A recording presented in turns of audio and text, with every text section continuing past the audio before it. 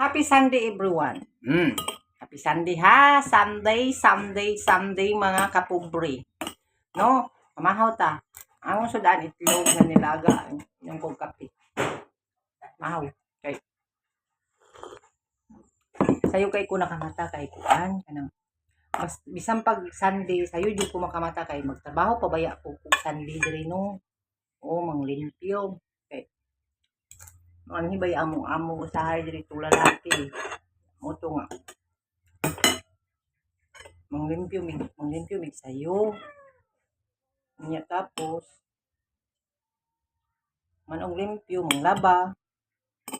O ana rang life. No, good morning sa inyong tanan diha mga kapobre na ako diha no. Grabe mga ka-idol akong buknid na jud siya ipa-street mga ka-idol kay ang iya ganing kanang mga bagong tubo. Kuana siya tag-as niya. Muna nga need na nako siya ipa-street niya. Wala pa man tay waward ani. Mangita pa man ta. Muna nga puhon na, soon na. Pa-street ra ni puhon. Bitaw mga ka-idol no, una-una ni mo kadaghan ba? Ang tao nga imuhang natabangan, abusaran noong kagtaman.